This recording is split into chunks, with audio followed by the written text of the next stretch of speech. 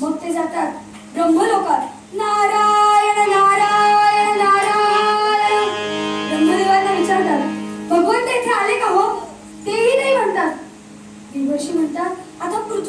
गेले नाहीत ना, म्हणून ते पृथ्वी लोकात जातात. नारायण नारायण नारायण पृथ्वीला प्रदक्षिणा घालतात, तेथेही भेटत नाहीत.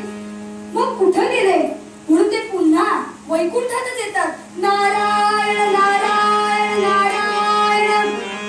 आणि वैकुंठात आल्यावर पुन्हा द्वारपाल त्यांना अडवतात. पण यावेळेस मात्र देवर्षी थांबत नाहीत. तेच त्यांना हटवतात आणि आत जाऊन बघतात तर काय, प्रत्यक्ष भगवंत ध्यानस्थ बसलेले होते. आणि त्यांच्या समोर कुठल्या तरी तसबिरी लावलेल्या, म्हणजे कुठले तरी फोटो लावलेले होते. त्यावर ते भगवंतांना विचारतात, हे भगवंता, या तसबिरी कोणाच्या आहेत बरं? त्यावर ते म्हणतात, या तसबिरी माझ्या भक्तांच्या आहेत. माझे भक्त जेथे माझं कीर्तन भजन नामस्मरण करतात ना, तेथे मी नित्य असतो. त्यावर देवर्षी म्हणतात, हे भगवंता, मी तुम्हाला कुठं कुठं शोधलं. स्वानंद लोकात, कैलासात, ब्रह्मलोकात, इतकंच नाही तर पृथ्वी लोकात सुद्धा जाऊन आलो. पुन्हा अशी माझी परीक्षा घेऊ नका आणि यासाठी तुमचा कायमचा पत्ता देऊन ठेवा. शुद्ध मराठीत परमनंट ऍड्रेस देऊन ठेवा. त्यावर भगवंत म्हणतात, नाहं वसामि वैकुंठे योगिनां हृदये रवं. नाहं वसामि वैकुंठे योगिनां हृदये रवं. मद्भक्ताः यत्र गायन्ति तत्र तिष्ठामि नारद देवर्षी नारद महाराज की जय. भगवंत म्हणतात, हे देवर्षी, मी वैकुंठात नसतो अथवा साधू संतांच्या अंतःकरणात असतो असंही नाही. माझे भक्त जेथे माझं कीर्तन भजन करताना तेथे मात्र मी नित्य असतो, असं भगवंतांनी आपलं स्थान सांगितलं. ह्याच कीर्तन स्थानाचा महिमा सांगणारा संत श्रेष्ठ तुकाराम महाराजांचा अभंग आज मी मूळ पदावर घेतलेला आहे, निरूपणासाठी घेतलेला आहे. कवी मोरोपंत संत श्रेष्ठ तुकाराम महाराजांचा अधिकार सांगतात, भगवत भक्ती कराया, भगवत भक्ती कराया, बहुजन जीवासी जो तुका शिकवी. त्याच्या दुसरा धरणीवरी, त्याच्या दुसरा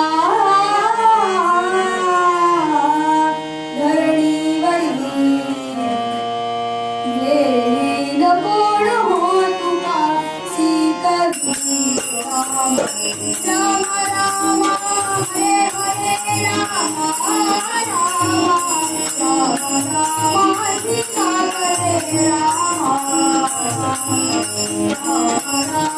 रघुनाथ राम. संत श्रेष्ठ तुकाराम महाराज म्हणतात, कीर्तनाच्या सुखे सुखी होय देव, पंढरीचा राव संगी असे. भक्त जाय सदा हरी कीर्ती गात, त्यास वेळ अनंत हिंडत असे. त्रैलोक्य भ्रमण करीत नारद, त्यास वेळ गोविंद फिरत असे. नारद मंजुळ सुस्वरे गीत गाय, मार्गी चालत आहे संगे हरी. तुका म्हणे त्याला गोडी कीर्तनाची, नाही आणि कांची प्रीती ऐसी. कीर्तनाच्या सुखे सुखी होय देव, पंढरीचा राव संगी असे. संत श्रेष्ठ तुकाराम महाराज समाजाला स्वतःच्या प्रगतीचं साधन सांगतात.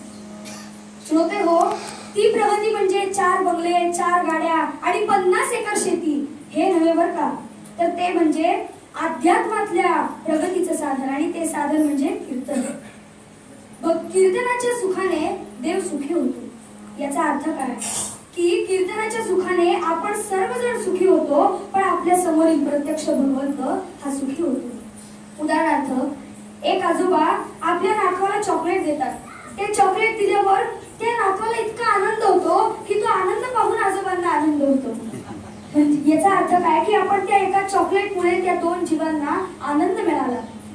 तसेच कीर्तनाच्या सुखाने आपण सर्वजण सुखी होतो, पण आपल्या समोरील प्रत्यक्ष भगवंत देखील सुखी होतो. महाराज म्हणतात, भगवंताचं नामस्मरण कीर्तन यातच आपला वेळ घालवा. कीर्त हा एक धातू आहे. याचा अर्थ काय की भगवंताची कीर्ती गाणे, गुणगान गाणे, स्तुती करणे, प्रशंसा करणे इत्यादी गोष्टी. ही सर्व भक्ती नवविध भक्तीतील द्वितीय क्रमांकाची भक्ती आहे, पण ती गुणाने अद्वितीय आहे. श्रवणं कीर्तनं विष्णु स्मरणं पादसेवनं अर्चनं वंदनं दास्यं सख्यं आत्मनिवेदनं. तात्पर्य काय की भगवंताची स्तुती करणे, प्रशंसा करणे, नामस्मरण करणे, कीर्ती गाणे इत्यादी. कीर्तनाचा अर्थ हा खूप व्यापक आहे. भगवंताची स्तुती, प्रशंसा, कीर्तन, नामघोष, प्रार्थना इत्यादी गोष्टी. कीर्तन ही परंपरा खूप जुनी आहे व या कीर्तनाचे प्रवर्तक देवर्षी नारदच आहेत. संत ज्ञानेश्वर महाराज, संत तुकाराम महाराज, संत नामदेव महाराज इत्यादी सर्व संत मंडळींनी ही कीर्तन परंपरा पुढे चालवली. या कीर्तनामधल्या संप्रदायांचे 3 प्रकार आहेत: नारदीय कीर्तन, वारकरी कीर्तन आणि रामदासी कीर्तन. या सर्व संप्रदायांचा हेतू एकच आहे की भगवत गुणसंकीर्तन. आता आपण पाहणार आहोत ते म्हणजे कीर्तनाचे 3 प्रकार: गुणसंकीर्तन, लीला संकीर्तन आणि नामसंकीर्तन. गुणसंकीर्तन म्हणजे भगवंताच्या गुणांचे वर्णन करणे. उदाहरणार्थ जसे प्रभू श्रीराम एकनिष्ठ होते तसं. दुसरं म्हणजे लीला संकीर्तन, भगवंताच्या लीलांचे वर्णन करणे. आपण सर्वजण लहानपणापासून भगवंताच्या बाललीला पाहत आलेलो आहोत. आणि तिसरं म्हणजे गुणसंकीर्तन, तिसरं म्हणजे नामसंकीर्तन, भगवंताचे सतत नामस्मरण करणे. श्रोते हो, संत गोरा कुंभार यांनी भगवंताचं इतकं नामस्मरण केलं की त्यांनी आपल्या मुलाला कधी चिखलात चिरडलं हे सुद्धा त्यांना समजलं नाही. रामदास स्वामी सुद्धा आपल्याला हेच म्हणतात, अहो येता जाता उठत बसता कार्य करिता, सदा घेता देता वदनी वदता ग्रास गिळता, घरी दारी शय्ये वरी रती सुखाचे अवसरी, समस्तांची लज्जा त्याजुनी भगवत चिंतन करी. जय जय महाराज कीर्तनाबद्दल आग्रह का धरतात? भगवंत आपल्यावर प्रसन्न व्हावा म्हणून. श्रोते हो, हे कलियुग आहे व या कलियुगात भगवंताला जर प्राप्त करून घ्यायचे असेल तर कीर्तन हे महत्वाचे साधन आहे. म्हणून आपल्याला भागवतकार सूत्रश्लोकात काय सांगतात? कृते अध्यायतो विष्णु त्रेतायाम यजतो मखै, द्वापरे परिचर्यायाम कलौ तत् हरिकीर्तनात्. भगवान गोपाल कृष्ण महाराज की जय. महाराज एका अभंग चरणात म्हणतात, कलियुगा माझी करावे कीर्तन, कलियुगा माझी करावे कीर्तन, हे नारायण हे युग भेटी, हे नारायण हे युग भेटी, कलियुगा माझी करावे कीर्तन, कलियुगा माझी करावे कीर्तन, करावे कीर्तन, करावे कीर्तन. समर्थ म्हणतात की भगवंताविषयीची अनन्यता जर तुम्हाला आपल्या मनामध्ये टीकाविषयी वाटत असेल तर कीर्तन हे महत्वाचे साधन आहे. कारण भगवंताला कीर्तन हे खूप प्रिय आहे. भगवंतास कीर्तन प्रिय, कीर्तने समाधान होये उपाये, बहुत जनासी उपाये, हरि कीर्तने कलियुगी.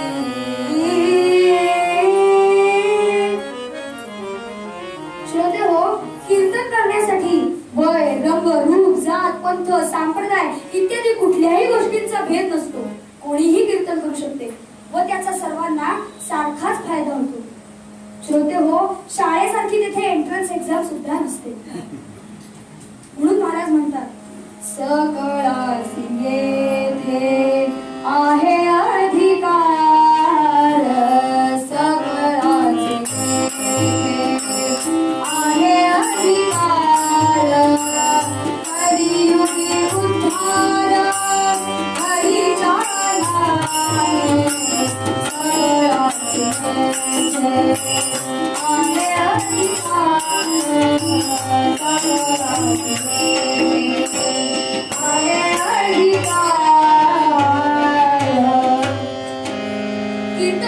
हे एक शास्त्र आहे. कीर्तन ही एक कला आहे. कीर्तन ही एक सादरीकरणाची सुद्धा कला आहे. पण त्याआधी कीर्तन ही एक भक्ती आहे. कीर्तन कसं करावं याबद्दल अनेक संत पुरुषांनी, संत मंडळींनी आपल्याला मार्गदर्शन केलेले आहे. महाराज म्हणतात, सगुण हरिकथा करावी, भगवत कीर्ती वाढवावी, अखंड हरिकथा वदवावी, यथा योग्य श्रीराम. भगवंताच्या सगुण चरित्रांचा आपण अभ्यास केला पाहिजे, पाठांतर केलं पाहिजे. यासाठी ग्रंथ, पोथ्या, पुस्तकं इत्यादी सर्वांचा आपण अभ्यास केला पाहिजे. आणि यानंतर सगळ्यांनाच असा प्रश्न पडतो की भान ठेवून कीर्तन कसं करावं. त्यावर संत एकनाथ महाराज म्हणतात,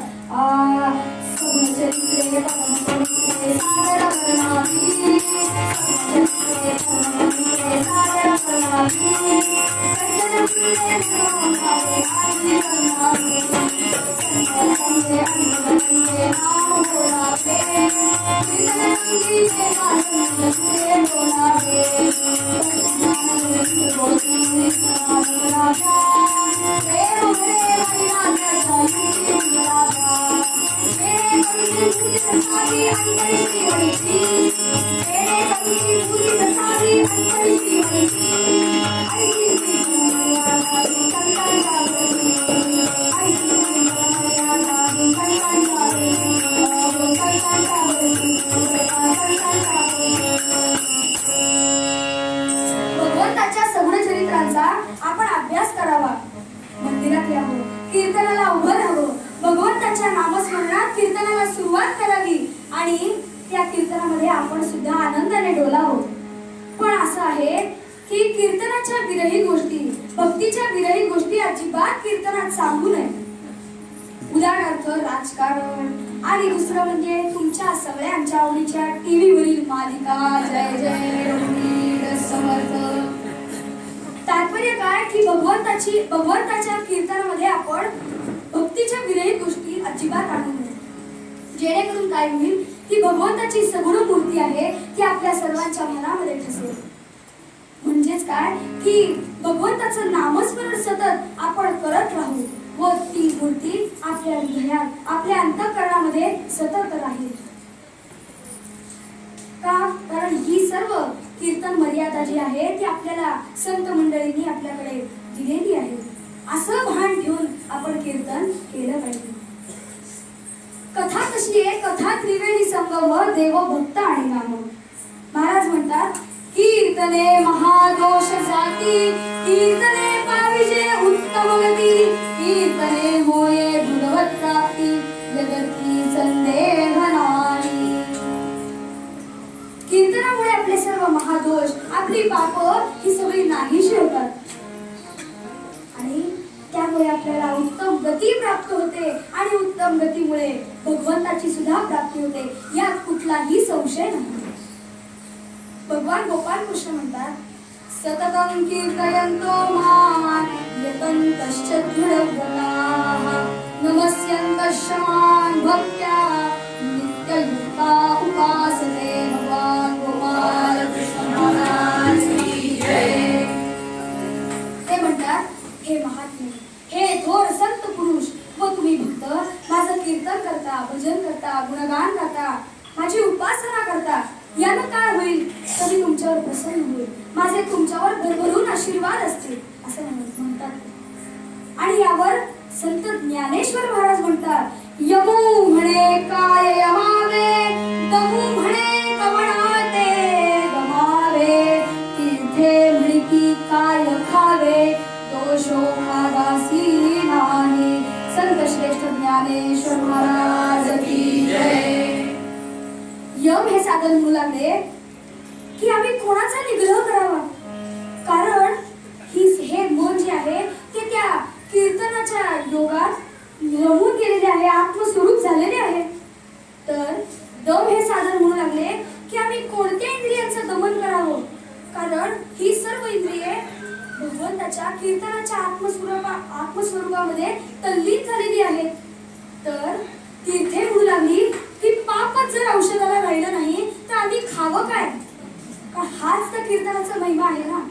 संत श्रेष्ठ तुकाराम महाराज, ज्ञानेश्वर महाराज, नामदेव महाराज, एकनाथ महाराज इत्यादी सर्व संत मंडळींनी कीर्तनाच्या सुखाने भगवंताला आपलंसं करून घेतलं आणि ते उद्धरून घेतलं. हेच आपल्याला मूळ पदामध्ये संत श्रेष्ठ तुकाराम महाराज सांगतात.